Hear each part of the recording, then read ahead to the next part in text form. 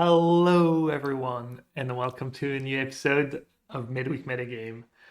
I'm your host, Gab Nassif, joined for the first ep of 2026 by my one regular co-host, EdgarMTG. Hello, hello. Good to be back. Hope your holidays was good, Gab. Yeah, it was. Happy New Year. Happy New Year, everyone. Thanks for joining us after a somewhat long hiatus. I was in the US. We could have recorded. I was mostly cubing, playing a lot of pre-modern.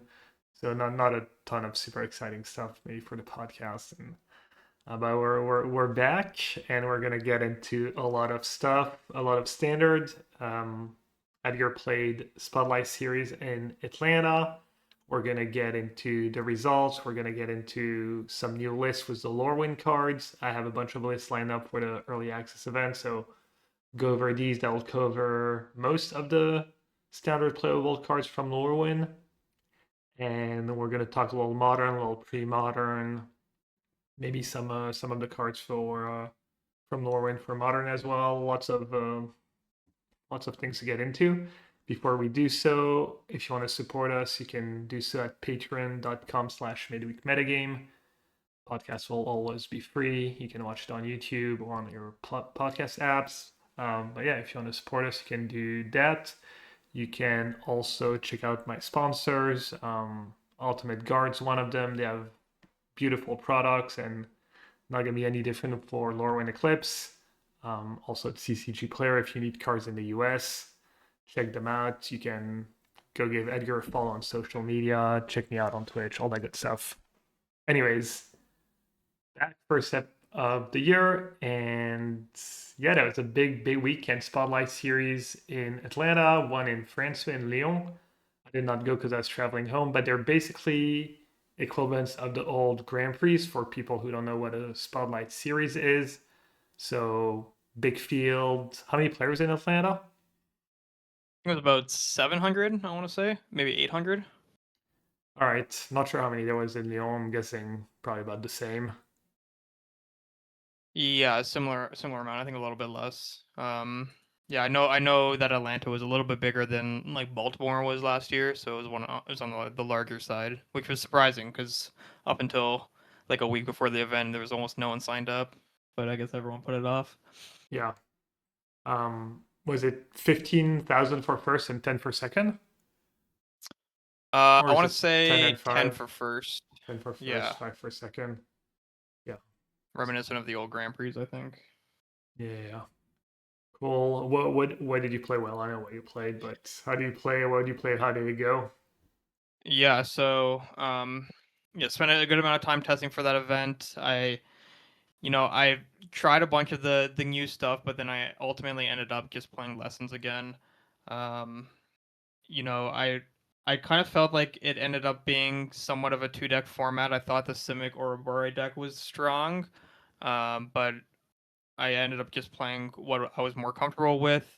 One thing I did do differently though is I was playing the Green Splash in the Lessons deck, which I was pretty not sure about going into the event. I think after seeing, the results of the event or the metagame breakdown, I was kind of happy with my decision to play the Green Splash. But then at the end of the weekend, after seeing, the results of the tournament, maybe Blue Red would have ended up being better because I think the team lists underperformed.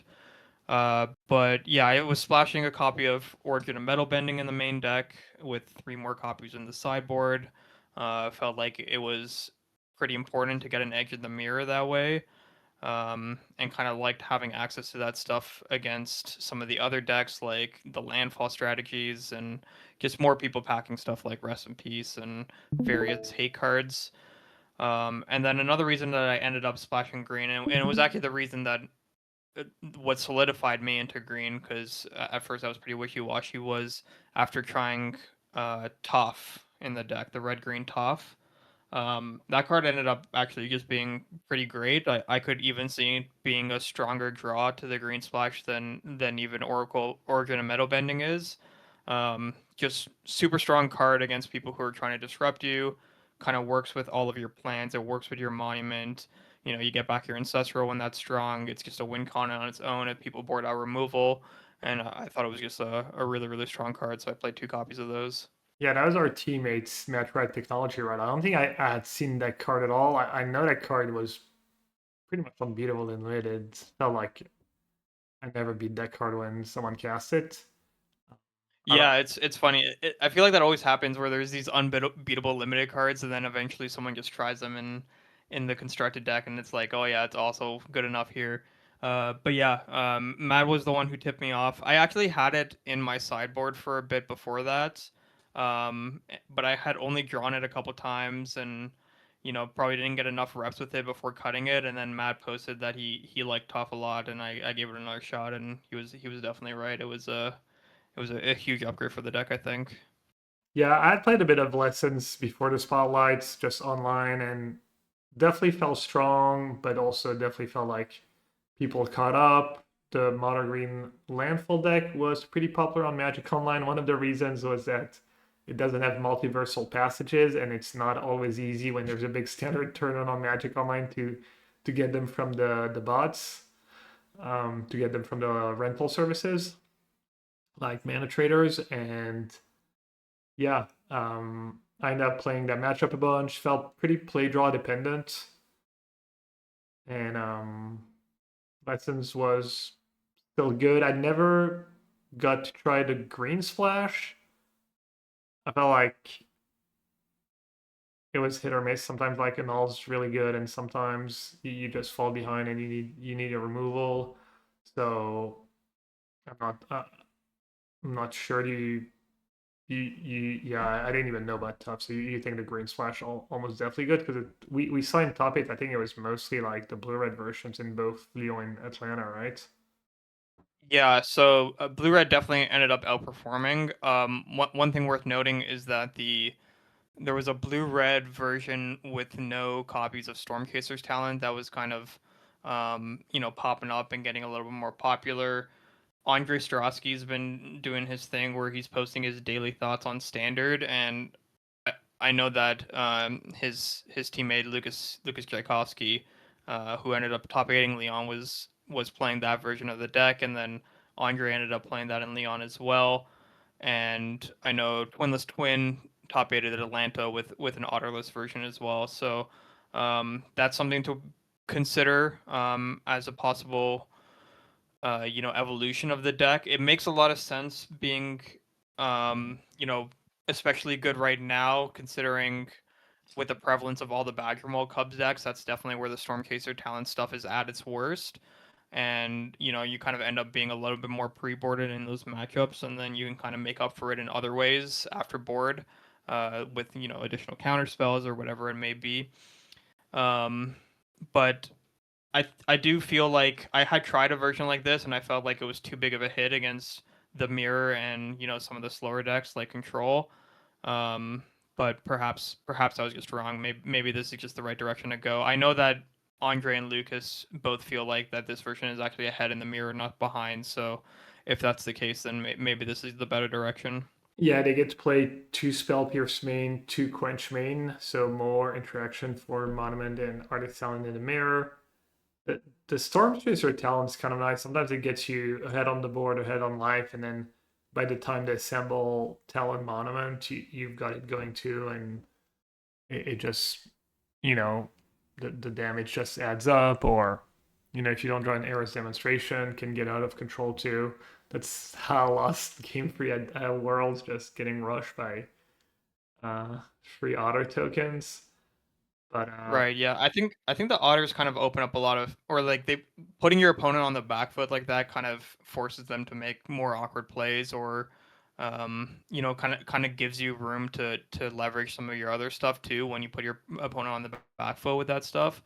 And I'm curious how much of it had to do with the fact that both of these events were actually closed decklist on day one, which is something I was not a fan of. I actually tweeted out some frustration about that after feeling like I lost a match basically solely to the fact that I didn't know what my opponent was playing game one. Um, but I wonder how much of that is like, for example, if you're playing the mirror against this version with no talent, you can actually afford to play a lot more patiently because it's less likely that you can fall significantly behind on board.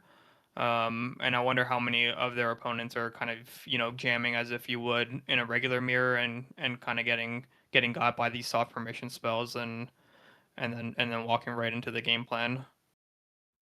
Yeah, but if you play slower, then they get to play. You don't have the counters for their talents and mono, so they just play them first and get ahead that Well, way. yeah, that's true, but then you can at least resolve yours, right? Where if you kind of just jam into someone who, typically would only have one quench in their deck or whatever, and then they're four times more likely to have it, and then counter it and resolve theirs, it's probably better off for them, right? Yeah, I was on the unwilling to pull the trigger on cutting the Stormchaser talents because the level two seems so relevant to just so many games won by getting cards back from your Hmm. graveyard. It seems so unlikely to me that it was right to cut them, and you get to play less boomerang basics too. But yeah, made top eight in both tournaments. Trotsky went respectable 5-4. I see he's a strong player, but sometimes things don't work right. It's not like he like completely bombed out. So definitely something to keep an eye out for. I got the win rate matrix for people watching us on YouTube. We had I guess this doesn't have the like it's like the matchups win rates, not the actual win rates, but I believe it was Mono Green Landfall that had the best win rate overall. And I think Black Green Uro had a really high win rate. But yeah, I think that out of the most played decks, I think it was Mono Green Landfall and Boros Burn that did the best, at least in Lyon. I don't know if you have the numbers in mind or not. Yeah, I just sent you a different link. The numbers that I saw were, yeah, Simic and Landfall kind of outperforming the field, close to 55%, and then Lessons just being just above 50, and then everything else basically below. Yeah, Band Airbending also performed pretty well, but that had a relatively small sample size. Although it did end up winning Atlanta with a pretty innovative list, I would say, one that looked pretty good to me.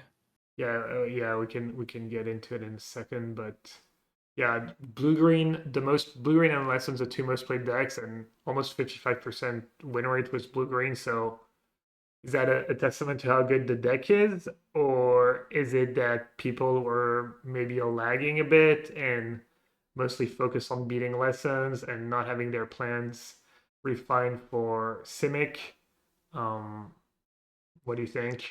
Yeah, the deck is quite strong. I mean, it is so punishing when you don't kill their mana dork, or you stumble a little bit and they get to develop their plan. Like that deck creates some crazy board states very quickly, and it was kind of the breakout deck, like the breakout weekend for the deck. I know like the deck existed for maybe a week or so beforehand, or it started picking up steam about a week out. But it is a relative newcomer. It's kind of an adaptation of the list that the Handshake team played at Worlds. They played that black green version, but it was kind of similar theoretically, where it plays a spider manifestation and the Badgermole Cub and kind of takes advantage of this insane mana engine, but just with Riddler instead of the black cards. But yeah, I mean, it's just a very strong deck. Um, Simon Nielsen, who ended up winning Leon, that team ended up making some changes to the stock version that was online. I think originally created by Young Dingo, who won a challenge. But yeah, it's just solid. It's consistent. You got tutors. You have so much redundancy in your mana dorks, and you have a lot of late game power with Ouroboros and Riddler. So it's just a good recipe. A pretty strong deck, I think. Yeah, I mean, it's new, yes and no. It's literally the first deck Matt Nass and I tested lessons again against for Worlds. It was a way different version. We used to play that Yeah, Spider-Man 2 drop that copies. That's pretty good, but that's completely gone from the deck. This version seems way less soft to cards like Pyroclast. It has Spider Manifestation, even though that is bad against Pyroclast. But um, so that was the first matchup we tested, and I think Yeah, I mean, it's hard to respect everything. When we played that matchup, I was playing the blue green side and I just got crushed. He beat me 6 win games, but he had 4 Heroes demonstration in the main and he had 3 Pyroclasts in the sideboard. So I basically could never get off the ground. Even I think I had the Riddlers, but yeah, I could never get anything going. I did have 4 Uro for Riddler. This version, the one Rex Sage, the Nature's Rhythm are pretty nice. You got Curator, just the good one-offs, and just a much better sideboard plan. I think Simon was boarding in 12 cards, maybe 13 cards, maybe everything but the Mount Riders resolves. So he was definitely ready, and I think that was the case for Kai Nelson, who won the whole thing, was bent airbending, right? He also, I think he had a plan where he boarded out a lot of the mana dorks against lessons, right?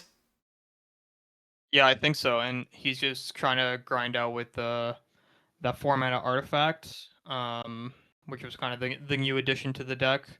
I had never seen someone play this before in Bant Airbending. I had seen this card on Arena Ladder and other decks, but not in this deck, and it makes a lot of sense. Kind of works really well with all of your airbending stuff, and gives you an angle that's a lot better against the heavy removal spell deck. Yeah, which one's the real name?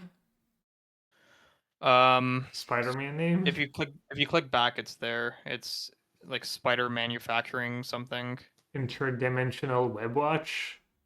Yes, that's Or the one. yeah, so it's a 4 mana artifact. When it enters, exile the top 2 cards of your library. Until the end of your next turn, you may play those cards.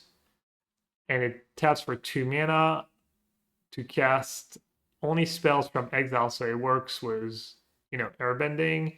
It's a card advantage engine, lets you grind. So yeah, I had never seen that either. That was like super, super innovative. And do you know if anyone else in the tournament played that list? Did you maybe watch an winner's interview, or did he talk a bit about the deck? No, I'm not sure actually. I was traveling home at that time, but um yeah, I'm not sure if you worked with someone. I hadn't seen anyone else play it. Definitely not at the top tables from what I was watching. Yeah, yeah. It looks like the sideboard plan against listens anyways is you bring in 4 Seam Rip, you go up to Reclamation stage, you have Riddler to keep going, you have a little Graveyard Hate, a little counter, even Cavern of Souls maybe for flash freeze and whatnot. But yeah, that's congrats, congrats to him. So I don't know, where does that leave us? Like Mono Green Landfall, we didn't really look at a list, but that a good showing. Boros Burn. I'm not sure who else besides Willie Edel played the deck. The deck was, somewhat popular and really performed well. Control had a respectable showing. I think the mirror mid range was like classic 48% win rate. Um, Classic. Why? How are people still playing this type deal? I feel like yeah, it happens every event where Demir has a sub 50% win rate, but people still show up with it. yeah. Well, I guess we don't really have to like think too much about it anymore because Lorwyn is around the corner. There's early access this week. The set comes out next week, and we're gonna have the usual like 10 days between, not even like 8 days between set being released online and us having to submit the list for the PT. Pro Tour's coming out, first Pro Tour of the year. I feel like the schedule's so weird this year. I feel I've been going to the US and coming back every 2 weeks. Plus, I was there for the holidays, so I literally like went to Seattle, came back for 2 weeks, went back to see the in-laws for like 3 weeks, just came back saying 2 weeks, and then I'm going back for a week to Richmond. So, kind of looking It's forward time for you to to, move up here. yeah, the professional jet lag. I don't know. Dealing with jet lag's my new job basically. Um, Yeah, this Pro Tour is going to be especially interesting. I'm not sure if you're aware, Gab, but um, the American RC is actually the week after the set releases. while we're at the testing house. Oh, and it's Yeah, standard. it's standard. Yep. So So we're we're gonna get a premier standard event 4 days before decklist submission for the first pro tour. that's always fun because we're already probably have a decent idea of what we like. We get to do the sweat. Yeah. So we get to like maybe eat or sweat to see if other people have also figured it out, and then we're like a little disappointed because cat's out of the bag, or maybe something we didn't expect, and then you know we need to figure stuff out. We have like 2 days to figure it out. Oh, that's kind of cool, honestly. That's kind of fun, Mm-hmm. and I It's do gonna be feel like interesting because it's not like we've had events before where like there's been like relatively big events before the pro tour, like whether it be a mox or just some like big 100K tournament, but like an RC is like that's an event that a lot of people really care about, right? That's like the easiest way to qualify for the pro tour for the majority of people. So it's going to be a lot of information potentially with a short amount of time. yeah, especially people using the new cards. I'm assuming a lot of people are probably not gonna try too hard because Lorwyn doesn't look on paper like the most powerful set. Yeah, it's interesting because I think a lot of the cards are not super powerful in their own right, but I do feel like that there's a lot of potential for things to change, mostly because of the mana bases. I think are going to be a pretty big factor for the new format. Like there's a lot of decks that seem pretty close, but they're just operating off four multiversal passage and 20 basic lands or something or whatever the case may be, and or like starting town, like horrible lands. So I think there's a lot of potential for new archetypes to pop up. I mean, what comes to mind? The two that comes to mind for me is two decks I'm not super excited about, in anyways, but it's like white green Gearhulk and blue white kind of permanent matters. Bunny corn maybe, or not sure how people build these decks. Um, I never really played that blue white deck. I played the white green Gearhulk deck a bit. Powerful card and yeah, awful mana, but I'm not Yeah, sure I if think you. I think Temple Garden and Hallowfountain are the two big ones that you mentioned. You know, Momo is a card that comes to mind. This is something we talked about before. Momo plus Quantum Riddler is like kind of a powerful engine that doesn't really function right now.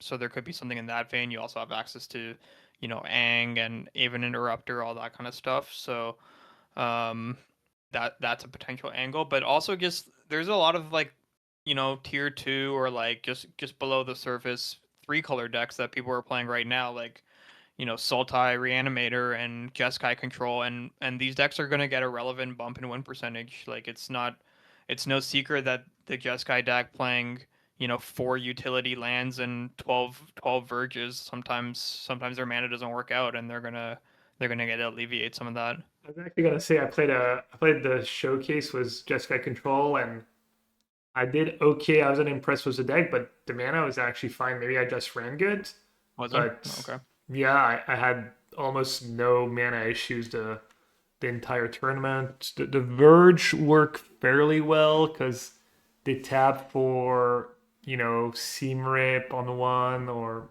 not even that. They're pretty good at tapping for Helix on two. Get Lost is easy to cast. You don't really have that many double colored spells, so um, even the utility lands, the red one that provides card advantage and the blue one that makes spells uncounterable weren't messing me up too much. I mean, it's gonna almost definitely be a small upgrade, but maybe almost a bigger upgrade for kind of ironically or counterintuitively for straight blue white control, where you Yeah. have more double blue and double white spells maybe, and um, you get to play less, come into play tap lands. Um, Yeah, that makes sense. but yeah, On that note, yeah, every time I play against Jeskai Control with lessons, I feel like my opponent basically has no chance to win unless they draw Mistrise Village, and then I feel like I have no chance to win. It's actually kind of crazy how big of an impact that land has in that matchup. yeah. That card's good. I copied the list that came in ninth at the Spotlight Series in Lyon, and I went 5-3. I actually lost against like kind of the free good decks, quote unquote. I beat Reanimator twice, but I had Rest in Peace in my main, and the matchup's already pretty easy, I think. Um, Maybe not for the Shiko version as much, but I was playing the version with two Rest in Peace and then Jessica Rev at the top end. But then I lost to Landfall, I lost to Blue Green, and I lost to Lessons, even though I felt like I got a little unlucky in my losses. I think the Lessons match I could have actually won. I like probably made a questionable call at the end. Um, yeah, I have some list lines up, mostly like tribal stuff.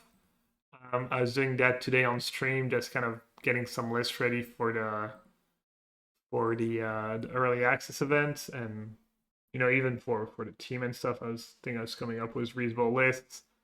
What's your hot take on before we get into that on the tribal stuff? Do you think it's gonna be playable? Do you think it's gonna be able to compete with lessons? It's based around shock and removal. You've got the blue green deck that's if you don't interact with it, it just runs you over. You have the airbending deck that's actually kind of one of the appeals of the deck is that same thing. If you don't interact with their creatures, they just combo you faster than you kill them. You have control decks, which are supposed to be good against all creature decks, but I don't Hmm. know. I'm kind of liking it. I feel like they're powerful, and there's the new mutable Tram card that can fit into the existing. Birds was kind of one of my pet decks. I don't like that deck's decent. Now, speaking of getting better mana, that mana was kind of atrocious, and now you get a great ad and great mana. You also have the allies um, that are not, that are fine cards. So, what's your tribal hot take? I mean, I'm finding it pretty hard to believe that there's gonna be a set that plays 25 creatures from the new set in the deck. Is gonna be strong, but I mean, I've been wrong about that before. The allies deck from the Avatar set, which is basically just an Avatar block constructed deck like that.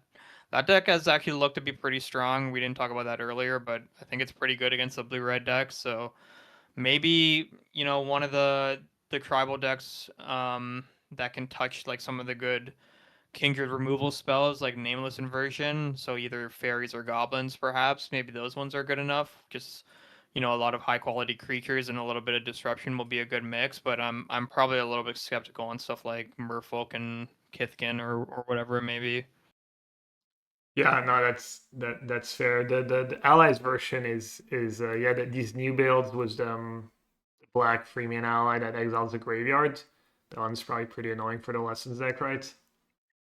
Yeah, I mean, I don't know if I've come close to beating that deck a single time Oh, at that, wow. playing Okay. Lessons. Yeah, it's crazy. They just they have a really good mix. They play, they have the one mana guy that has it's a protection spell, and then they have the Rough Rider, the one that you mentioned, the Graveyard Hate, so that your Ancestors are always off, and then Hakoda, and yeah, I mean everything is just they have so many 3 toughness creatures too between Great Divide Guide and Katara, or if they ever grow their Lieutenant, it's a lot. It's pretty tough to deal Yeah, with, I yeah, yeah. think. Just built-in good creatures that exile the graveyard. I mean, Keenite Creator is like mini Hmm. nightmare too for that deck. Out of all the green decks that can play it, but yeah, let's get into some Lorwyn decks. So I kind of ranked them from like the ones I'm least excited to the ones I'm most excited to. So first is Merfolk. It's got 4 CNET Scout, 4 so there's many ways you can go. I tried to build it over Deeproot Pilgrimage, which is the 2 mana blue enchantment that makes you a merfolk whenever one or more merfolks you control become tapped. Non-token, you get a 1/1 hexproof, so it's kind of an engine. To pair with that, I'm playing 10 1-drops. I'm playing 4 CNET Scouts, a 1/1 that explores. I'm playing 4 Wonderbrine Trapper. That's a 2/1 for 1 white. And it can also tap creature. It's like 1 tap and tap another untapped creature you control, and you tap one of your opponent's creature. So it's just like, a 2-1 for 1. If you play Pilgrimage on curve, you can attack into a cub at least and maybe force them to trade, and you get a 1-1 out of your Pilgrimage, or it's an engine to get tokens out of Pilgrimage. Not a ton of great options for 1-drops in Merfolk. I'm playing 2 of the Minds from Merfolk. That's the one that can draw you a bunch of cards if you exhaust. Then I have Pilgrimage. I have Silver Guild Mentor, which is the 2-1 for 2 that makes you a 1-1. 1-1 Merfolk. And I have 4 of the Mutable guys. And basically the way I try to build it is kind of ramping and adding to the board and then abusing the Convoke stuff. So I have 4 Disruptor of Currents, which is free flash Convoke. Merfolk, when it enters, you return another target non-land permanent to its owner's hand. I have 4 Harmonized Crescendo. That's the 6 mana blue instant that has Convoke, where you choose a creature type and you draw a card for each permanent you control of that type. And I have 2 Wonderwine Farewells. That's 7 mana Convoke sorcery. You bounce up to 2 permanents, and then you get up to that many Merfolk tokens. So I'm basically kind of trying to leverage these Convoke spells. Obviously, using the 6 command, it's free mana, makes you a Merfolk, draws you cards, pretty versatile. All the commands seem kind of great to me in these tribal decks. I'm not playing any of the Lords, so you could just build it all in aggressive, but I feel like you're just gonna fall to removal. So I felt like if I was gonna try Merfolk, I needed some angle to do something more powerful than just trying to kill people, because I didn't feel like the card quality was there. Like all in aggressive stuff. Yeah, that makes sense. Although as is, it seems like you're fairly weak to sweepers, but maybe that's just not something you can overcome. Are there no curse catchers in you said? I suppose not, right? There's some Is the fairy curse catcher ones. Lord legal? No, the one isn't that a modern only card? The Modern one where you Horizons sack a card Merfolk and they pay 1 more? and Force Spike. Yeah. Yeah, no, that card's definitely not legal in standard. Forget if it's All right. modern Horizon card or not, but Yeah, it would make no, sense if it was. yeah, no, there's all the Merfolk stuff. I'd be shocked if Merfolk is any good. All right, next I have Yeah, you haven't sold me yet. no, I have an updated version of Blue Black based around fairies. So you still have Kaido and Enduring Curiosity, but you're playing Bitter Bloom Bear, which is the Bitter Blossom creature for double black. Wing Nuisance, which is the blue 1-drop that can draw you a bunch of cards. Just trying to play mostly fairies into Curiosity and Kaido still. You get to play Pricklock Prankster, which is pretty cool. Um, you get a little value, even though it doesn't hit.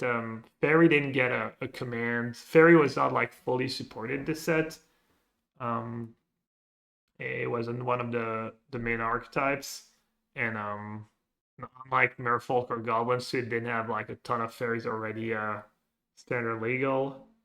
But yeah, Yeah, I was gonna ask if this Picklock Prankster had enough hits, but I forgot that it hit fairies too. Kind of yeah, a secret line of text on that card. yeah. I'm basically kind of hoping Malaran Fey Ascendant is a good card. I feel like maybe more so in an elf deck, that card makes more sense. But that card's a 4/5 flying Sultai mana, so 4/5 for 5.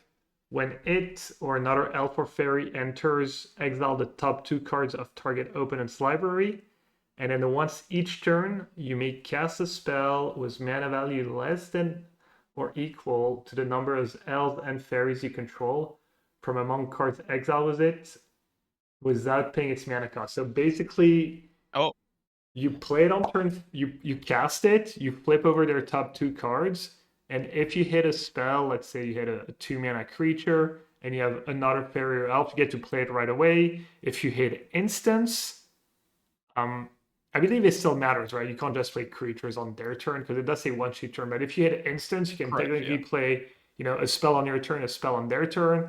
and it's a little reminiscent of that. It was a vamp, right? A vampire that was 5 mana flash that saw a bit of play in that Grixis vamp deck. If you remember I the don't card I'm recall. talking about, it was kind of the same mechanic, I think. Anyways, that card seems insanely powerful to me and a great payoff if you can make it work. You get Requisiting Hex. You know, you can play maybe a couple of copies. That's a new Fatal Push. You can play Spell Snare. I decided to play two, but the problem with that deck is the mana's kind of atrocious if you're trying to cast Bitter Bloom Bearer on two because it's double black. So I'm playing four passages, four starting town. Um, Ooh. yeah, like cavern, like the fact that the blue black Verge taps for blue and not for black means you can't go something like blue black Verge into Cavern of Souls or blue black Verge into Starting Town to cast Bitter Bloom Bear. So yeah, that might just be a worse blue black deck, or I don't know. This deck's gonna be a little tricky to build. It doesn't strike me as like super powerful, but the cheap cards like the cheap creatures are pretty strong. It's not like they're amazing in the current blue black deck. They're like fine, like Cecil lines up well sometimes. Spyglass Siren is a solid card. Droner has its moment, but I could see the Yeah, I mean, fairy it's not like package you're being an upgrade. sacrificing. It's not like you're sacrificing that much raw power with some of these cards, right? Like Fairy Dream Thief compared to Spyglass Siren, like sure, maybe it's a little bit worse on rate, but once you add the extra bit of synergy, it could push it over the top. So super believable that this would be a good angle. This is probably a good time to talk about Spell Snare. What do you think about that impact on standard? Do you think it's going to be you added two copies to this deck? Do you think that's going to be like kind of normal, or do you think it's going to have a bigger impact? Because obviously, it's with the current metagame, I think it would sit pretty strongly with the current decks that people are playing. Yeah, it kind of depends. Obviously, it counters great cards out of Lesson. It counters Cub. I feel like there is a little counterplay. Riddler comes to mind. It can be awkward against the Lana or Elf draw. So I haven't thought about it that much. There's also potentially, these tribal decks are actually good and, have the field has four Cavern of Souls in their deck. All of a sudden your spell snares become way less appealing. Um, Mm-hmm. so it really kind of depends on a few things. It does seem like decently strong against, control, but then both sides are gonna have some spell snares, so it's gonna. But I think in theory it should be good for blue black midrange, like blue black midrange getting spell snare and hex, even if it's not this form. The problem is maybe blue black is like started from too far behind. I was never really impressed with that deck playing against it. You've got the Magic Online fanatic, so you see it actually like win a decent bit online, but then we had these big turns this weekend, and it did, not great. I think 48% win rate. Um, and yeah, playing against that deck, I feel like too many things need to come together. You need the right mana. You need to make kind of your fourth land drop for Curiosity. You need the cheap creatures. They need to live. You need one of your two payoffs. How many games you play against Blue Black and you're like, oh well, I guess if they have Kaido, I'll lose, and then they don't have it, and then next turn, oh well, if And they then have you win easily. Curiosity, I lose, and they don't have it, and then yeah, you win. You win because it's just, and I've played a bit of Blue Black, not a ton, but that's what I realized pretty fast. I'm like, yeah, it's not trivial. I think it was at testing against you. I can't remember the match, but I was like, not really a matchup where there was a lot of interaction on your side, I think. And it was maybe Reanimator. And I felt like that should be a good matchup. And there's just games where I didn't, I was always missing like one of the pieces and um, kind of not very consistent deck. Yeah, the deck really heavily relies on the snowball aspect, right? It needs to like capitalize on your opponent stumbling, and when it fails to do that, sometimes it just, I mean, the card quality is just so much lower. So, yeah, that makes a lot of sense. All right, next, going up the list of decks I'm excited about, there's Kithkin. White green, you get two really good one drops. You get the new Figure of Fable, which is a bit like Figure of Destiny.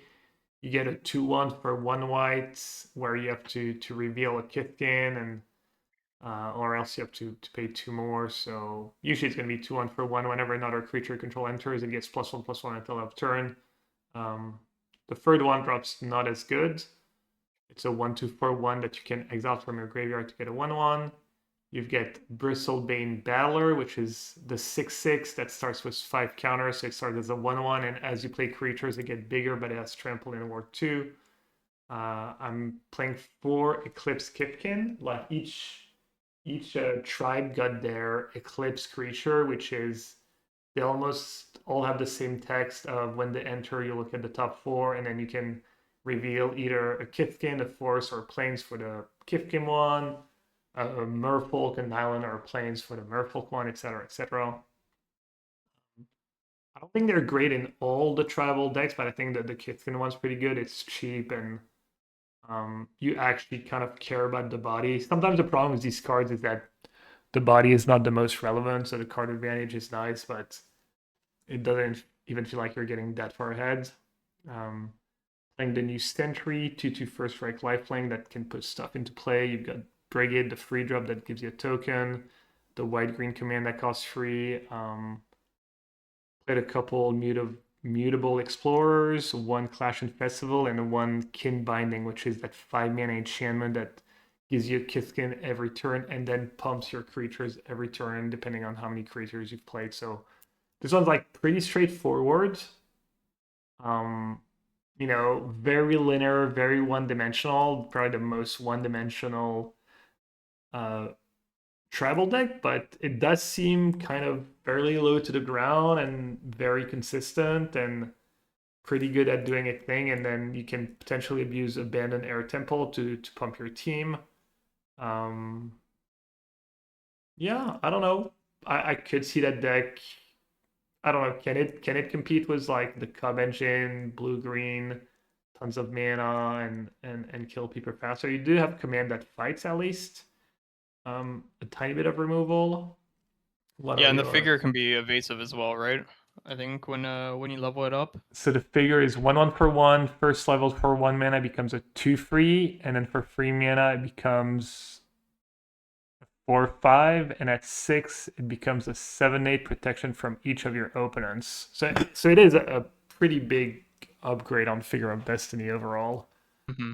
Um, Yeah, I mean this deck excites me more than the Merfolk. Like to me, this looks like a way better version of the Merfolk showed me. yeah, And a big reason for that is actually Abandoned Air Temple. I think like Abandoned Air Temple is just a really strong card that kind of didn't have a home. Um, so a deck that could potentially play a bunch of those to good effect, I think, is an interesting prospect. yeah. The mana Zolo Sketch. It's 10 basics and 3 temples. I'm actually only playing 3 Cavern of Souls right now, just to have that extra basic and make temple a little less bad. But that it's like you got the temple. You also have the white green creatures that pumps everyone. Um, yeah, I felt like that deck's pretty straightforward. I can't remember what Kifkin we cut, but that one I felt like was the most straightforward in its game plan. Probably the most straightforward one to build to. Um, but yeah, lots of redundancy, just tight curve, kills people fast. Nice little bonus of the temple. The other tribal decks I don't think really get to play the temple, and you naturally have access to green for the changeling that disenchants and stuff. So yeah. Next up on my list of like how excited I'm about the deck is updated Reanimator. Basically, I just cut the Brood Spinners, the black green 2-drop for Jean-Manuel Depraz Invita or World's Championship card, which is Formidable Speaker, 2/4 for green and 2. When this creature enters, you may discard a card. If you do, search your library for a creature card, reveal it, put it to your hand, then shuffle, and also has the ability of 1 tap, untap another target permanent, which is not super relevant in this deck, more in the deck like Elves maybe. But basically, the idea is you play it on turn 3, you hopefully discard Arden or Bringer, and then you tutor for Superior Spider-Man. Um, just I think it's a nice addition. I also added a copy of each of the blue, black, and blue green evoke elementals, and that was pretty much it. You can play more elementals. There is a few options for that deck, but yeah, that brood spinner always looked so bad to me. So I think Jean Manuel Oscar is going to be a nice upgrade. Yeah, I think so as well. I mean, it's just something we talked about ad nauseum about this deck previously is that it was powerful. We talked about it being a bad matchup for a Worlds deck, but it was just kind of horribly inconsistent. And um, you know, you have copies of Analyze the Pollen to act as additional copies of Superior Spider-Man, but the problem was that a lot of your ways of finding your cards didn't work with that, namely the overlords. But with Formidable Speaker, just everything kind of ties together properly. So and it curves perfectly one into the other as well. So seems like a great addition. The elementals, the way that you built the deck, are kind of nice tutor targets too. And if you naturally draw them, they're kind of additional targets for the Superior Spider-Man too. Because if you cast Spider-Man for blue blue black black, for example, you can get both modes on Deceit if you copy it. So that's kind of nice. And yeah, this makes a lot of sense, and it's pretty easy to build, which is promising. Thought I see Yeah, a lot of this at the start. yeah, you can maybe play more of the element. I mean, maybe I'm wrong and they're actually good. They don't strike me as like super essential, especially game on, but you can add more maybe after sideboard. Could see going up to like almost even four of each, especially the blue green one against something like Is It Less in the disenchant mode seems quite strong. Yeah, and one thing we saw with I think it was the whole Japanese team at Worlds is that they kind of boarded into this mid-range deck after Mhm. board, right? They had copies of Glarb, as well as various other mid-range creatures. Something I've been playing against online recently is there's like a 4 mana Mystic Snake type card that also has the option to surveil 3 or destroy an enchantment. I forget what it's called, but that's something that people have been playing that would fit in nicely with that game plan. And Formidable Speaker actually can untap Glarb too. I don't know how if that's more cute than actually relevant, but that's something that could come up too. Yeah, one thing we maybe mentioned last time after Worlds is that while the lessons deck was really powerful, one of the reason we did so well is because people were really not prepared. Hmm. One match that comes to mind is when I played against that Jessica is that literally had no ways to remove a monument in the main deck, and I think only one artifact removal in the sideboard. And I think we were even talking about it during testing where when it was that one player was doing well online, we were worried because I felt like if people shifted their list a bit, few more on nulls, just even something like what white green landfall having a bunch of seam rips after sideboard has been pretty effective against me. Just little tweaks, and I think that's why lessons had an okay showing. But if people are ready, it is somewhat exploitable. Um, if you're good at attacking the graveyard and good at keeping talent and monument off the board, then the deck can kind of fall apart. Um, Obviously, you have not the biggest window because it does snowball extremely fast. Card like Grand, etc. But yeah, it's if you're ready and every deck gets more answers, wastefulness. There's the changeling, the disenchant, the reclamation changelings. Um, Forget it. There's good. I don't think there's good graveyard hate in Lorwyn, but there are decent graveyard hate cards in standard already. So all that stuff kind of adds up. Next, let's do. I have elementals. Elementals is a little sketch, but it's I don't know. It might be good. So This looks cool to me. I like it. I'm excited. I'm teamer based, but also playing Moonshadow.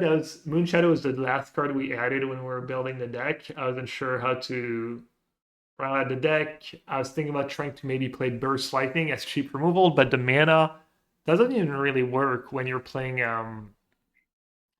4 Secluded Courtyard, 4 Cavern of Souls, and 4 Eclipse Realm. So There's 12 of these lands that are legal in standard.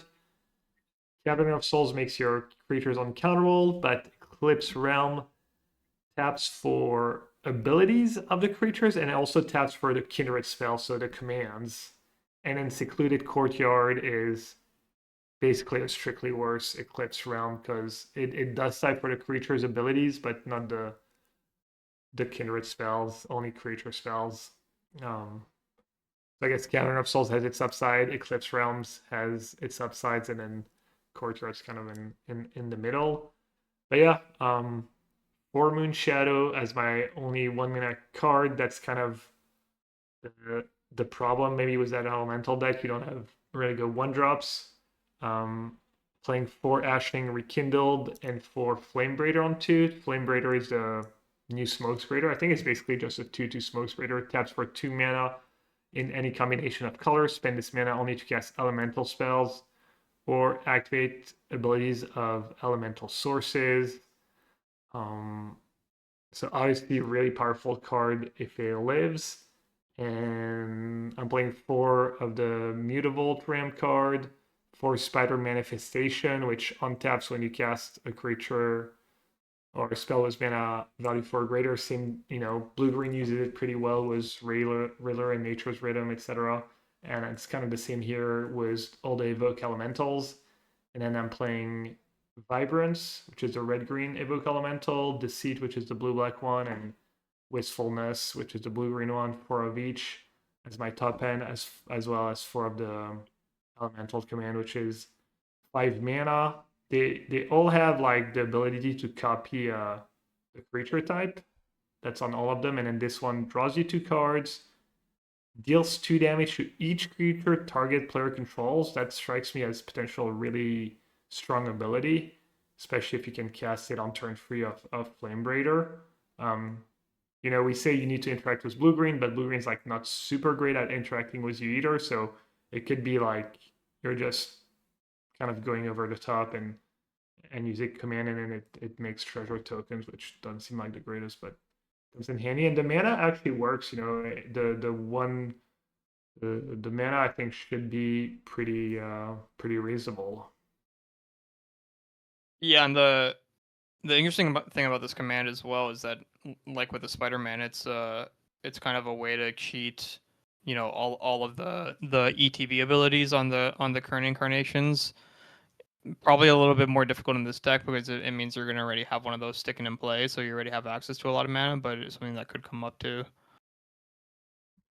Yeah, it is a low awkward, I guess, that you don't have a ton you want to copy because you don't get the ATB abilities if you copy one of your big Oh, you're elementals. right. You're not Yeah, actually Never mind. Yeah, everything I said was just made no sense. yeah. So that mode might be a little awkward, even though just getting more mutables might be decent. It almost feels like this deck.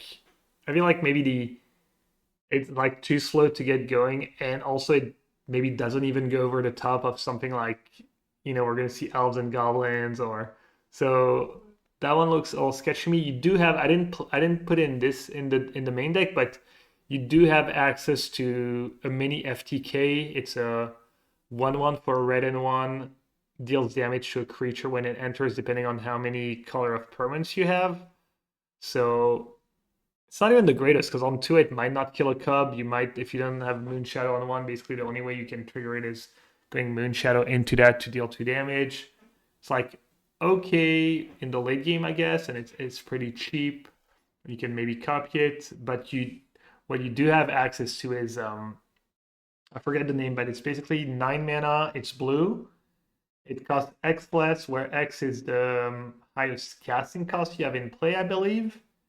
And then when it enters, if you cast it, you bounce all the non-elemental creatures to their owner's hand, I think. So that could obviously be nasty in an all creature mirror. You should be able to live until you cast it, and maybe that card should be in the main net, at least as a 1 or 2 of. Um, Next, I have this is not an updated list I have if you're watching on YouTube, but it's basically the birds deck, and I think I just want to add the Mutavault, maybe the Rex Sage to the sideboard, maybe some copies in the main, and then especially get like really much better mana. The mana is pretty horrendous in this deck, so definitely looking forward to try it out. I think especially excited about Mutavault was the 2 mana enchantment. It lets you flip it really fast. You need 4, I think, at the beginning of your first main phase. So yeah, I don't know. I was kind of liking this deck before. I thought it was decent. You do have Barts and Boko to fight other creatures. I mean, that affects, if you go traveling Chocobo into Barks and Boko against a creature deck, that's like double FTK, and that's pretty messed up. So um Sorry, what 2 mana enchantment were you talking about? I don't. Yeah, this is a really old version of on screen right now, but it's a green and one. It makes a 2/2 Chocobo, and then when you have 4 birds in play, I think you flip it. Oh, yeah. So it goes really fast because you play the Explorer, you get a Mutavault. The timing works. It's at the beginning of your first main, I think. So you get to upkeep, activate Mutavault. So if you go 1 drop into that, it's like fairly trivial to flip. Plays way more than you would think, and yeah, I feel like the bird deck's pretty well rounded. You have interaction with Barts and Boko. You have the Aven Interrupter out of the sideboard for the slower decks, and some good engine mana. Yeah, excited to revisit that one. All right, second from second on my list is Elves. That one was a little tricky to build. Originally, I thought I was gonna try and go with the new Mass Reanimate. I forget the name, but it's 2 black and 6. It has Convoke. You choose a creature type. It's a sorcery, and then you just bring back from your graveyard all the creatures from that type. A lot of the elves in the new set have some kind of self-mill ability. So that seems to be kind of the theme. But I decided to go with something maybe a little more straightforward, just elf, cub, a toolbox, and then I'm playing 4 of Jean Manuel's card, which is an elf. You can get card like High Perfect Morcant, which is 4/4/4/4. When it or another elf you control enters, each opponent blights 1.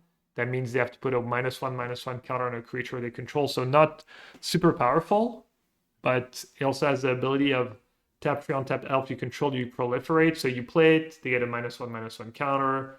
Maybe tap 3 elves, proliferate that. And then you play more elves, their creature, if you get to untap with it and put an elf or 2 into play, that can easily turn into a Plague Wing really fast for your opponent. Playing 1 copy of Uroborid, 1 copy of Overlord of the Belmerk, 1 Reclamation Sage, 1 Sentinel of the Lost Lore, which Simon had in his toolbox in his blue-green deck, which main ability is to exile target's player's graveyard. The 1-drops are kind of poor. I'm not playing Gene Pollinator. Maybe that's a mistake when you were playing Cub. I'm playing 4 Virulent Emissary. That's 1/1 for 1 elf. Death Touch. When another creature you control enters, you gain 1 life. And then top end, I'm playing 2 Marilyn, Fey Ascendant, the card we talked about in the Fairies deck. I think that could be really a great payoff for elves. I have 1 Creator Hoof. I can tutor 4. I have 1 Elite, 1 Eclipsed Elf, 1 Elvish Archdruid. So, and of course, 4 of the Command. Maybe that's too many because it is a 6 mana card, but the black green one is 6 mana, sorcery, choose 2, create a token that's a copy of target elf you control. That's pretty, classic. That's every command does that. Second mode is return 1 or 2 target permanent cards from your graveyard to your hand. Third mode is destroy target creature or enchantment. And then last mode is creatures target player control get +3/+3 until end of turn. Untap them. So that's really nice. Was like, you tap your elves for mana, you cast it, and you get to untap them and attack with them. Same for Cub.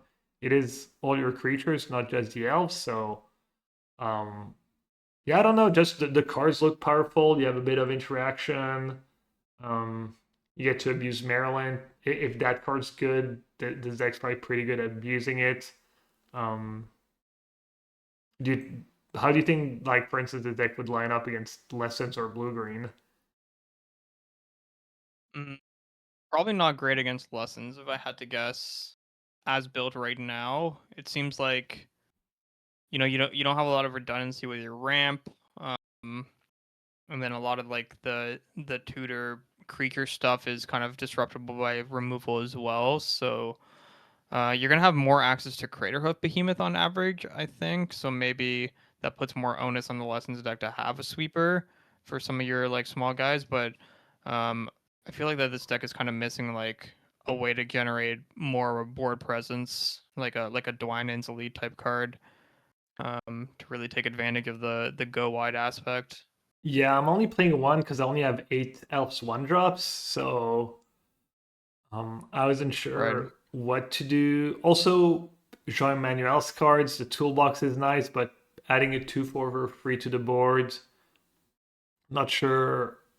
I mean, it does feel like it should be good enough if you get to tutor a creature, but maybe it's just not. What do you think?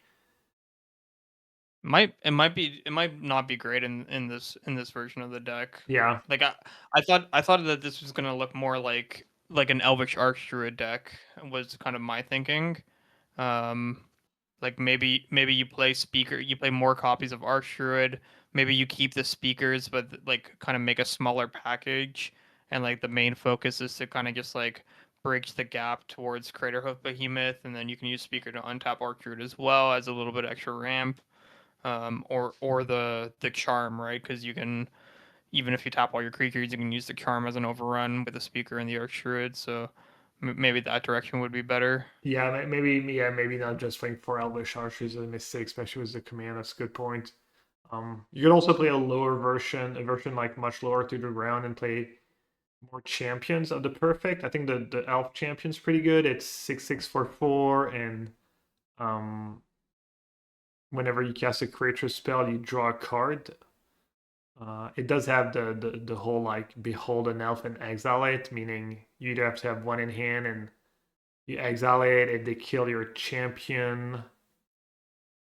I guess you actually get the card back, but not if they You kill do it get the with a. card back, yeah. Yeah, one thing Fire Shoes mentioned, he was in my chat, and he said if these champions get countered, you never get the card back.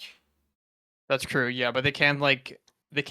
So it's a little bit different than um, I forget what the old mechanic was, where they could kill it with the trigger on the stack, and then you would still have to sack a creature. Yeah, because it's Um, an additional cost, so it's already in exile. right, and something that I'm not sure if you were aware, but you can also exile or choose a creature that's in play. It's not necessarily one in your hand. Yeah, I was gonna mention Um, like Mutable Explorer is probably the best mhm, creature to exile to all these champions. right.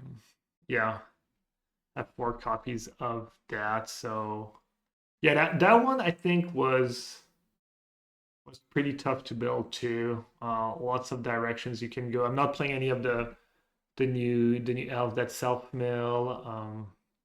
One card I was not playing in the Merfolk deck is Sentinel of the Lost City, which is just great magic card. I love that card, but just didn't feel like I had room for it. So there's definitely I always all. forget that that card's a merfolk. Yeah, no, it is. Always feel like it's a kind of an elf, but no, it's a Merfolk. So yeah, that one is the elf deck is definitely tricky to build. Probably, yeah, we'll see. But I'm kind of excited about Maryland Fist, and then I think that card's just really cool and potentially really powerful. And that card's pretty good at ramping into it and having at least a few elves be able to cast the spells. And then the last one is the one I'm most excited about because I feel like it plays both ways and it's pretty good at interacting with the other creature decks, while maybe still having game against lessons because once again you get splashed pretty easily the reclamation sage goblin slash changeling, and because the goblin command kind of seems like an unbeatable card advantage engine to me. So Yeah, I guess I'll start with that. It's Grub's Command. It's 5 mana sorcery. You choose two. You create a token that's a copy of target goblin you control. Creature target player controls get +1/+1 and gain haste until end of turn. So that can be a lot of damage out of nowhere if you choose the first two modes. First mode is destroy target artifact or creature, so even has like built-in monument hate in the main. And then the last effect is target player mills 5 cards, then puts each goblin card milled this way into their hand. And literally every card in my deck is a goblin. It means it can find more command. You can just mill a command and get it back because it's a goblin card. So um, you have Grub Stored Matriarch, which returns up to one target goblin card from a graveyard to your hand. So that can get back the command as well. Um, It'll work the way that you want it. Like if you copy that, it does, right? You can, or I suppose it's legendary though. it is But legendary. you could in theory copy it and then do another mode on the command and then immediately get back the command. Yeah, yeah. No, it can get like kind of silly in the late game.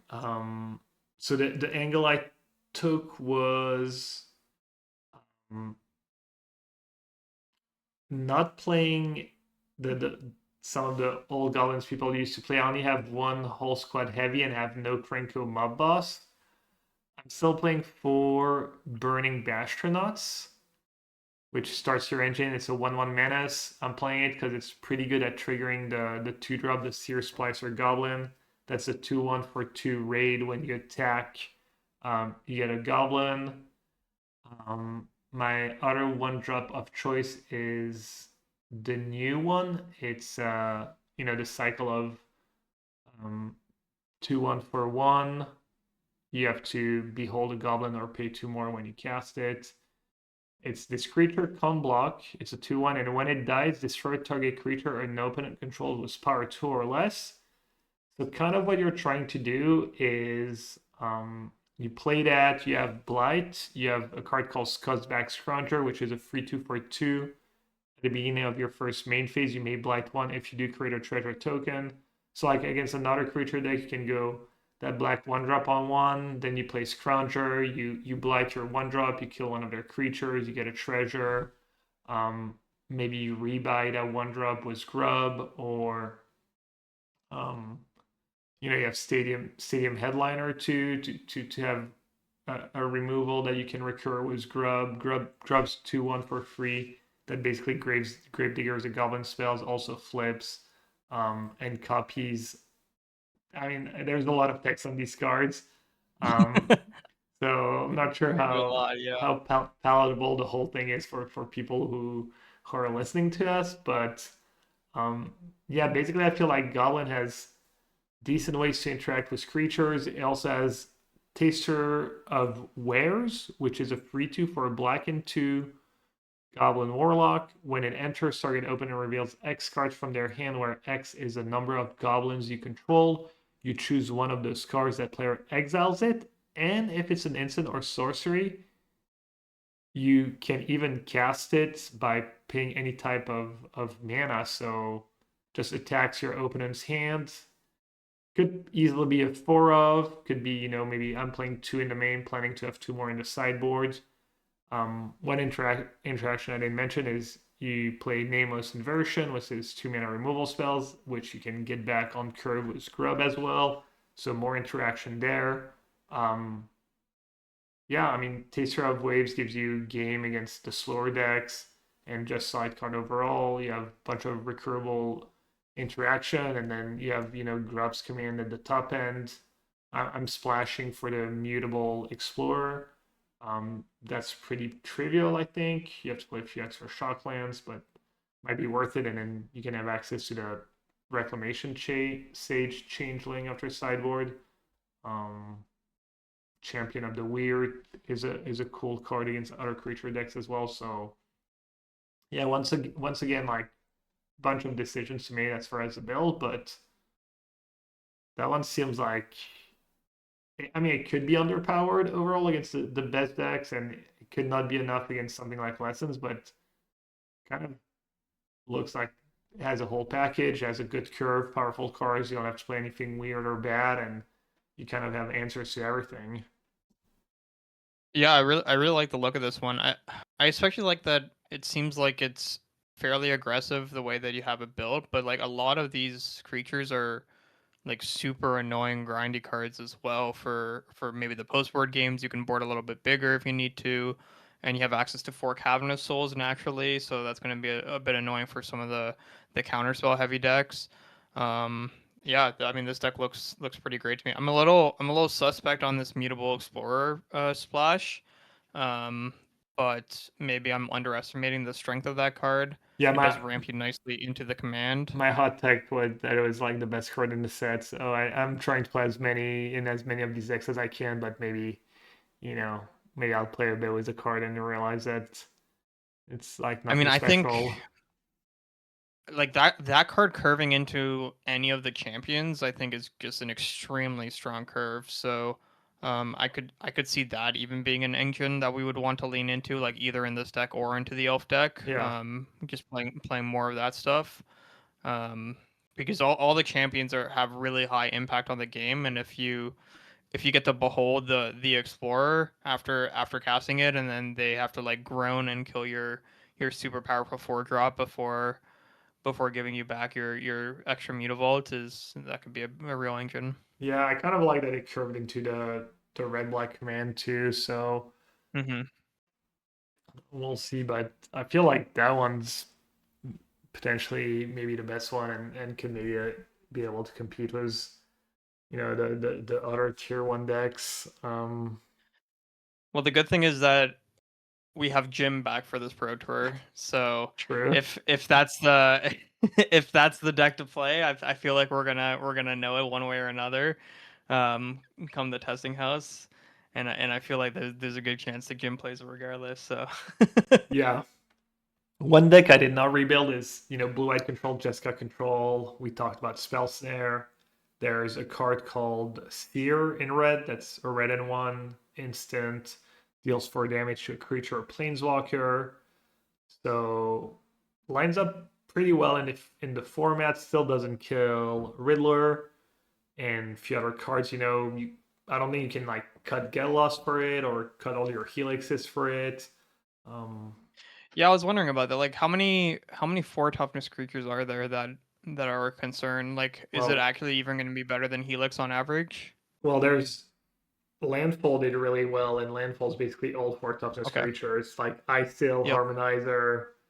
The Wagon I think is not as played anymore. Some of their cheap jobs get big pretty fast, so um, that's the big one that comes to mind. Um, Yeah, that makes sense. Toph too, I guess. Although I don't yeah, know how relevant that is. Also, Ouroboros after it gets a counter is something that comes up, I'm sure, some amount of the time. So yeah, maybe a bigger upgrade than I thought. yeah. If it wasn't there, if it wasn't for Riddlers, there's maybe a few others. Kaido going up to 5, especially in open deck lists. If people know you have no Get Lost, they can maybe exploit the fact that all your removal is just Helixes and Seers.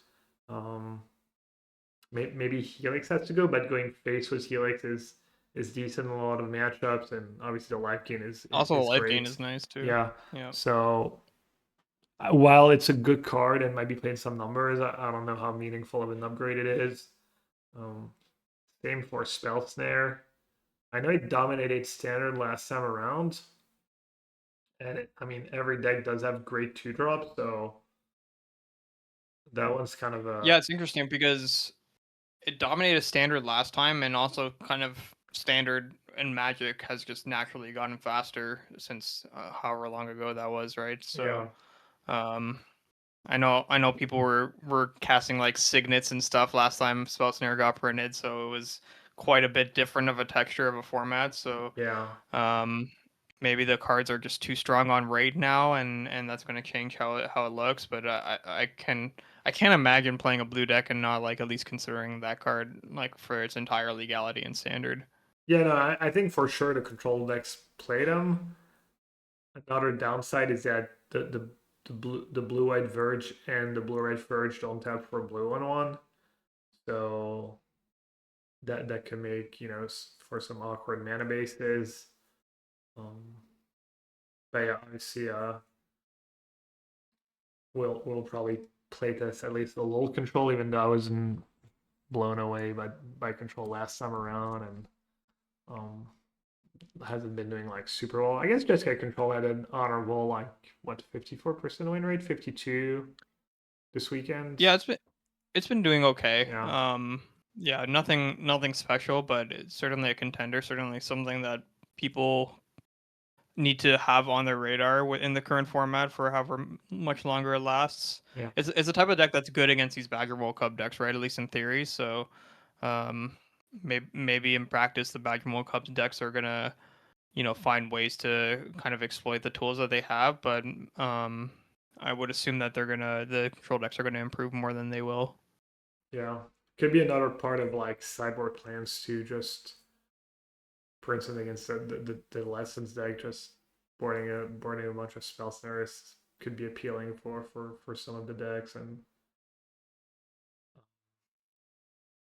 yeah, I don't think there's anything. I don't think you've done a ton of like, standard like Lorwyn standard kind of thinking, or I'm not sure if there's anything else you wanted to mention. No, I mean I'm kind of just starting to get into the thick of it, right? I was testing for Atlanta up until this weekend, just got back, so I'm gonna get in the swing of things. I'm gonna probably play the early access event as well. Try out a couple brews, maybe try out some of your decks and get some better ideas. But yeah, I'm excited to try out this fresh format. I'm hoping a lot of things are gonna change. I think I would be a little bit disappointed if I ended up just playing lessons again at the next pro tour, but we're gonna have to see. Yeah. As far as modern goes, a few cards that stood out to mind were the elementals. I'm not a Titan expert, but the red green one seems nice because it kills Magus of the Moon. The green ability gets you a land. You can pact for it. Kind of pact for Right. Magus of the Moon answer. I don't know how prevalent Magus of the Moon is even these days. Maybe I'm not sure. I guess Boros still plays, or do they play Blood Moon? I guess they play Blood Moon. So Boros plays Blood Moon, yeah. yeah, I know that a lot of the times people will opt to play Magus. It's like kind of cyclical, like because the Amulet players will play Dismembers in their deck if they care about Magus, and then all of a sudden they get worse and Blood Moon becomes a little bit better. But if they don't have any answers, obviously Blood Moon gets answered by Besegu naturally in their deck, so you would rather have something better. But yeah, I mean, a pactable Magus answer is just always something to keep in mind. Previously, there was the dinosaur. I forget his name. It's like ITZ something. I forget, like something hard to pronounce. That was kind of the closest pactable Magus answer, but that required one forest in play in order to do it. And this one requires none, so that's quite nice and could be a meaningful upgrade for the deck if when modern comes back around. yeah, the elementals might also be decent, especially the blue green one in Living End. Even though I feel like Living End's not in the greatest spots, you still see Menina Nay do well once in a while. A few other people who still play the deck do well once in a while. It's still like a decent deck against. You probably still have a good matchup against Boros Energy, which is the most played deck on Magic Online right now. So maybe a cube upgrade there. And then there's the new Shadow. Probably not the greatest in standard, but in modern, bubble triggers it, fetchlands triggers it. Someone shared a list with me today. It was basically kind of red black. It was Hollow One, but without Hollow One.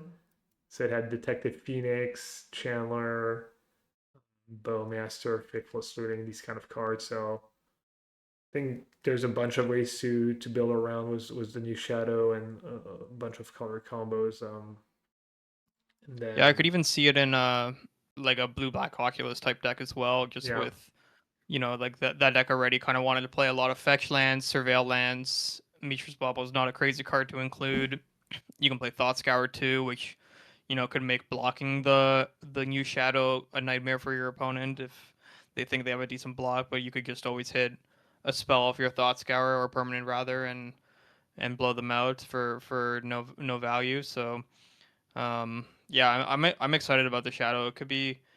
It's evasive and really large, so it could be quite a nightmare for some of the decks.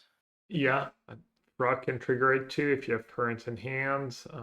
True. Yep. One mana spell. A lot of these blue black decks play Riddler now, so always nice to add another one mana spell to the mix. The Then elementals, I'm less sure about.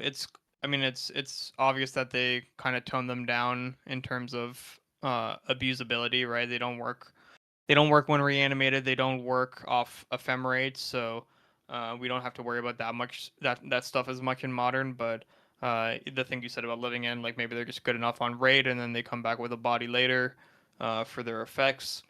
But yeah, we're not going to see like anything with like deceit and ephemerate and Gorios or anything like that, which would have been nice if it worked that way for those decks. I think. yeah, I think the blue green one is only 5 mana, right? And you are still a 4 endurance, 4 subtlety deck. Mm-hmm. The most popular version online is still banned, but I was kind of a fan of the version was the Black Overlord. That was kind of my Yeah, it's go-to. super. It's pretty believable because like people played like the turtle, for example, which is like another card that didn't was just stats when it came back, but it had a good enough ability that people thought it was worth considering, and these cards are not that far off of something like that. So definitely could see it played in small numbers in those decks. Yeah, and then there's Joy Manuel's Depress card. I'm not sure if it fits great in any deck specifically, but in Living End, it does tutor for Agent. You do get to bin a card. Um, Right, not the greatest there. I wonder if there's like another deck where it could be better. On tap's a permanent. Maybe good in Titan. On tap's a bounce land. It's like +1 mana. It's not nothing.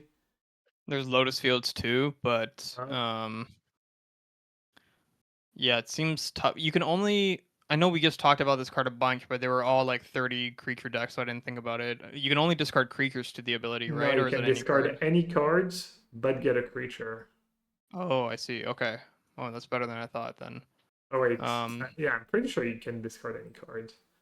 I'll double check. I'm like 99% sure. When this creature enters, you may discard a card. If you do, search okay. your library for a creature card, reveal it, put it in your hands. Okay, Yeah. so that's better than I thought. I thought you could only discard a creature. So, yeah, I mean, maybe amulet. I find it so hard to believe because that Yeah. deck's already moved away from stuff like Azusa and Dryad of the Elysian Grove, which um kind of were like good 3 mana ramp options anyways. I don't think tight inconsistency is an issue for the deck between Scape Shift and Summoner's Pact and stuff like that. So that seems unlikely to me. I think if that card has a shell, it would be in a new deck that doesn't currently exist. Yeah. And finally, I want to talk a tiny bit about pre-modern because I've been getting into format since it got on You've been Magic Online. grinding. Yeah, I actually had my very first challenge top 8 of the year on Magic Online. I was 1 for 1. I've bricked a few since, but I Oh, you top eighted that challenge with the sewer deck? yeah, I top 8'd Oh. one and then I went 4-2 in another one and got 9s on Breaker. I Um, was watching some of that, but I had to tune out. I saw you yeah, get no, destroyed by not Dreadnought. yeah. I think I lost round 1 and then rallied and won 6 or no, because I lost the same player in the Swiss and in the yeah maybe you saw the challenge where I went 4-2 and not the one I top 8'd I played against Red a lot and I lost the same guy in the Swiss and in the top 8 but I also beat Red a bunch but um yeah I basically knew white black was a thing in pre-modern and I inspired myself from my very old European Championship deck. I think it was Championship in 2003, 2005. I was already playing cards like Decree of Justice, Decree of Pain, Wrath of God.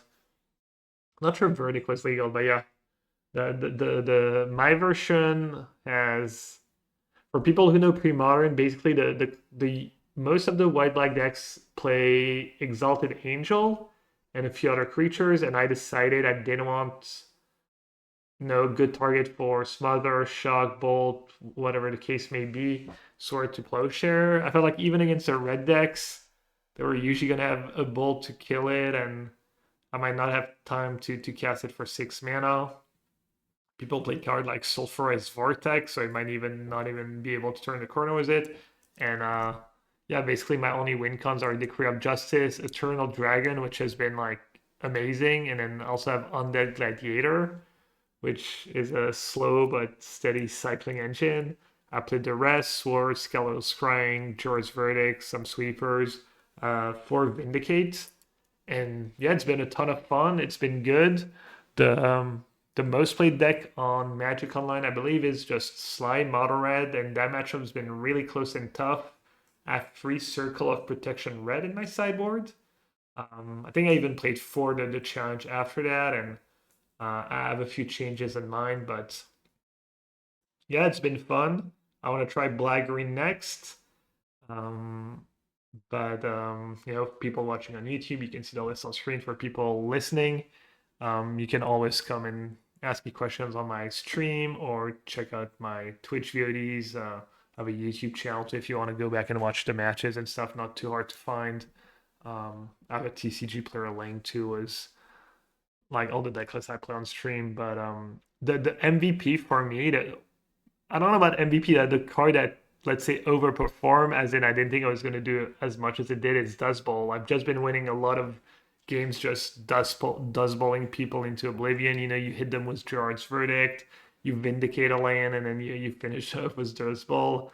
Um, two Like a copies of, 1-2 punch. yeah, like random. I don't even know about randomly, but I was playing against the white green Terravore Armageddon deck, and I was like, "Ooh, that looks like a tough matchup." Armageddon seems tough, and then one game I just they never even got to 4 mana. I just started vindicating and dust bowling every land they played, and then in game two I just managed my lands to get to cast Armageddon, but I was able to rebuild. Deck has a lot of play to it, and yeah, some cards I want to try. I think I want to try a card called Wall of Hope against the red decks, like free Circle of Protection red plus 2 Wall of Hopes. Do you know what Wall of Hope does? I do not know. It is an O free for a white mana, and whenever it takes damage, you gain that much life.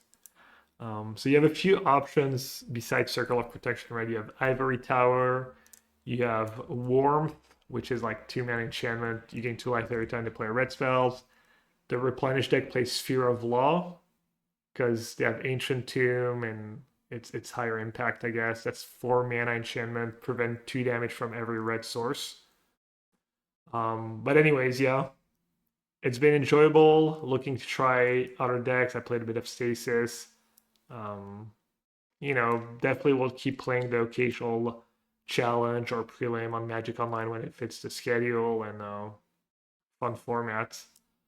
Um, Yeah, I might try to turn up to a local pre-modern tournament and with this dead guy Ale deck and or sorry, the sewer deck, and try to live up to your name. I am a big fan of Gerard's Verdict and Skeletal Scrying. Those are cards that I played in Legacy when I first started playing Legacy. So it's cool to see them again. yeah, yeah, Scrying's been sweet. You get Arena too. That's a sideboard card, but that's all also good. And Yeah, my favorite moment of watching you play this deck was you with 2 Phyrexian Arenas in play. Your opponent's at 47 life or something, and you're at 4 life, and your chat just keeps saying that you can't win, and you keep saying that you can't lose as you source the plowshares your own creatures over and over and again. Verdict myself. Yeah, that game was really Yeah. close. That was really close. I think I went down to one and found the verdicts, and yeah, no, it's been a blast. And the decks, I wasn't sure how I was gonna do, but no, it's been fun. Um, but yeah, we didn't get into that's Cube for Charity over the holiday. That was always a great event. Raised a ton of money for some great charities and had fun. We got kind of crushed again, even though our win rate was actually pretty good, but we just got kind of out. Crushed on numbers. Yeah, crushed on numbers. It just drafted like way more than us, so it's hard to compete. And um, we actually had lunch together over the holidays. You drove. I was in Michigan. You drove from Toronto to Alabama, and you stopped on the way. That was fun. Nice to see you guys. Yeah, it's nice that that synced up properly. There was a good chance it wasn't going to. I think you guys had just arrived as we were driving down, so Yeah, that was kind of yeah, it perfect. was good. Hmm. And I think there was a few things we didn't talk about. It was like Pioneer Qualifier and Arena. Um, I forget. Spells that are legal in Pioneer now for people who play that format. From Lorwyn, that's not the case before. Yeah, Pioneer's a little Wild West right now. Like I guess it got a pretty big spotlight because of the qualifier weekend, but before that it was, mostly just the moto challenges and people playing the same things and that. But yeah, Spell Center is probably going to be a big deal there. A lot of the new lesson stuff has been pretty relevant. I wonder if that's a sign of us, getting Pioneer back as a format because it's been a while and they haven't even really acknowledged it until this past qualifier weekend. The Arena stuff's so random, honestly. Right. It feels like someone just has an 8 ball or a wheel and they just spin it and they're like, oh, we're gonna do this and do that and um Yeah, it's in the same bucket as timeless and historic and all of those formats. It's just when it comes, it comes. yeah. But yeah, I mean, we were gone for a few weeks, a pretty big ep. Um, we probably won't be getting super detailed into standard. Um, we're gonna be testing for the PT. Probably be able to talk about draft debate, maybe what I've been doing on stream. Maybe just kind of take a look at online results, even though we're not gonna get online results until we'll be in Richmond. So yeah, we kind of took a long break, and we're probably gonna miss like at least one ep when we'll be in Richmond. Um, but we'll try to, Yeah, we're gonna record next week. We're gonna have I think we're both playing pre-release. We're gonna both be drafting, do some early access, yeah, have some stuff to talk about there, and then yeah, we're off for the Pro Tour. So we'll be another 1 week break after that, after the episode next week. yeah, probably can report on at least like all these lists that we've talked about that I'm gonna try on early access and try and give you pretty honest review of that at least and see what people are up to. I actually haven't signed up for my pre-release. I should look into it. Yeah. Are you? Yeah, you're going. Yeah, I talked to Brittany about it. We might be taking a page out of your book. I don't know You have the what we're two-headed doing yet, giant but events. there is one on Saturday You for should. us. It's I really looked into fun. it.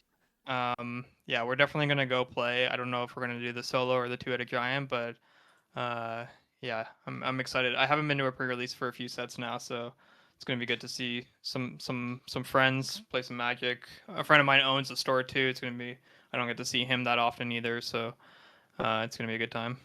That's nice. Yeah, I don't know if last time around they did have two-headed giant. I'm not sure why.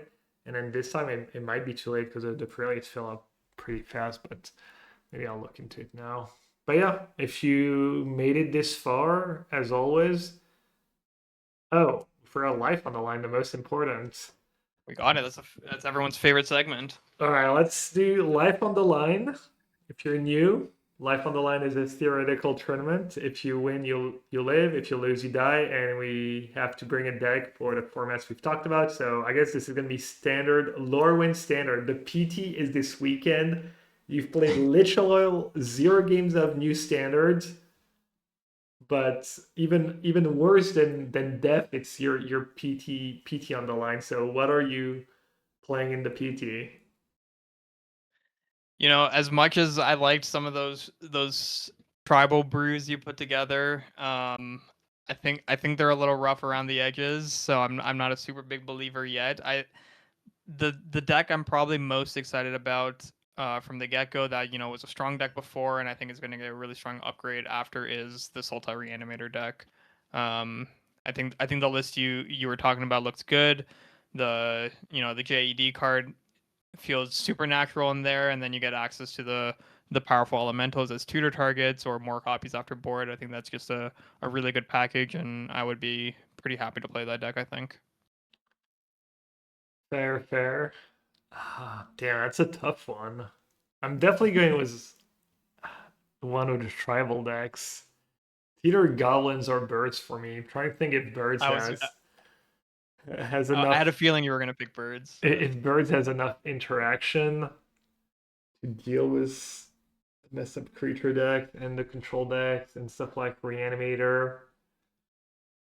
Probably not. Hmm. Goblins might also be soft to reanimate. I didn't expect you to pick Reanimator, but it is like these last few slots were just so bad, and the Mhm. sideboard also like didn't look like any good at all. Like these sideboard plans, and the elementals could fix that in a big way. Damn. Think I'm gonna go was goblins. Just Goblins. Jim Davis carry me to the promised land. What does he call his followers? The Mog, is it the Mog Oh, flunkies? I don't know. The Mog Army maybe or something like that. You're Yeah, gonna be an honorary member. I was playing. I was winning, playing and winning with goblins before Jim Davis probably even made it to the PTI. I top aided a pro tour with goblins in Venice. So block constructed, whatever block constructed it was. I also did I play goblins at a Worlds or kind of was I think it had goblins in it, but it was not. So I'm not You're not I think unfamiliar. I think I played goblins at that PT in Hollywood too, like red black goblins. I'm not sure my deck was very good, but did kind of okay. I have like a little track record now that I think about it. I hadn't thought about it, but I got a little Don't reminisce too hard. You might throw out your lower back or something. But yeah, if you made it this far, thank you so much for listening slash watching. If you're watching on YouTube and you made it this far, definitely consider leaving a like. You probably enjoyed it if you're still watching. So like, subscribe, all that good stuff. I think you can leave reviews for a podcast. Maybe tell about the podcast to one of your friends. It still makes me smile think that our teammate Matt Costa literally didn't know we had a podcast, and I've only been doing it for like 4 years or something. So it's pretty kind of I actually I didn't mention this earlier, but I had a lot of people at the Spotlight in Atlanta come up to me saying that they enjoyed the podcast and that felt great. So really appreciate all the support from the listeners too. yeah, it's always nice for sure. So yeah, we appreciate everyone making it this far, and hope you all have a great week. We'll see you next time. Take care, everyone. Bye everyone.